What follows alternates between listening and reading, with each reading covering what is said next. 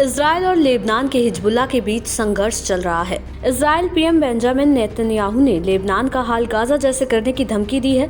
जी हां, Israeli PM ने Lebanon के लोगों से हिजबुल्लाह को बाहर निकालने की अपील की है। उनका कहना है कि ऐसा करके उस विनाश और पीड़ा से बचा जा सकता है जैसा गाजा में हो रहा है। दरअसल मंगलवार को इजरायली पीएम की अपील तब आई जब इजराइल ने दक्षिण पश्चिम लेबनान में एक नए इलाके में हजारों सैनिकों को भेजकर हिजबुल्लाह के खिलाफ अपने जमीनी हमले का विस्तार किया।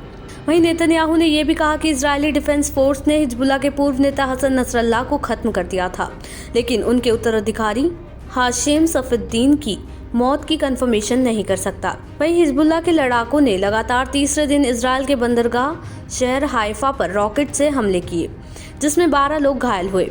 आपको बता दें कि लेबनान के लोगों को संबोधित करते हुए नेतन्याहू ने कहा, इससे पहले कि लेबनान गाजा की तरह विनाश और पीड़ा वाले लंबे युद्ध की खाई में गिर जाए, आपके पास लेबनान को बचाने का एक मौका है। इसके आगे नेतन्याहू ने कहा, लेबनान के लोगों, मैं आपसे कहता हूं, अपने देश को हिजबुल्लाह से आज़ाद करो ताकि ये युद्ध खत्म हो सके। वहीं हिजबुल्लाह के खिलाफ पिछले 3 सप्ताह से इजराइल का हमला जारी है। भारी नुकसान के बावजूद वो इजराइल के साथ शांति की बात नहीं कर रहा है और अब इस मामले पर लेबनानी अधिकारियों का कहना है कि इस हमले में अब तक 1400 से ज़्यादा लोग मारे गए हैं। 12 लाख लोग अपने अपने घरों को छोड़ने को मजबूर हुए। आपको बता दें कि हिजबुल्लाह के कार्यकारी चीफ और हसन नसरल्लाह के पूर्व डिप्टी नईम कासिम ने धमकी दी है कि उनके हमलों के कारण अब इजरायली नागरिकों को विस्थापित होना पड़ेगा। पिछले 1 साल से हिजबुल्लाह और इजराइल के बीच आक्रामकता देखी जा रही थी, जो पिछले महीने एक युद्ध में बदल गई है। वहीं इजराइल के उत्तरी इलाके में हिजबुल्लाह की ओर से हमला किया जाता है, जिस कारण हजारों इजरायली नागरिक अपने घरों को छोड़ चुके हैं। वहीं नेतन्याहू बार बार इनके वापसी की बात दोहराते रहे हैं।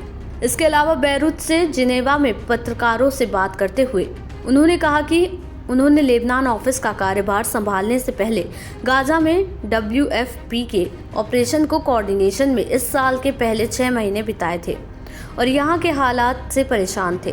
उन्होंने कहा, जागने से लेकर सोने तक मेरे दिमाग में ये रहता है कि हम उसी तरह के विनाश के दौरे में जा सकते हैं। हमें ऐसा नहीं होने देना चाहिए। लेबनान पर इजराइल की बमबारी में 2 सप्ताह से भी कम समय में 1100 से अधिक लोग मारे गए हैं और 10 लाख से अधिक लोग विस्थापित हुए हैं। वहीं संयुक्त राष्ट्र की बच्चों की एजेंसी यूनिसेफ के प्रवक्ता जेम्स एल्डर ने चेतावनी दी है, चाहे वो ज़मीन पर विस्थापन हो, बच्चों पर प्रभाव हो या इस्तेमाल की जाने वाली भाषा हो। उन्होंने आगे कहा कि हम वही पैटर्न देख रहे हैं जो हमने गाजा में देखा था। लेबनान में सभी लोगों के लिए ये तबाही विश्वास से परे है, जैसा कि गाजा में है। हम ऐसा दोबारा नहीं होने दे सकते।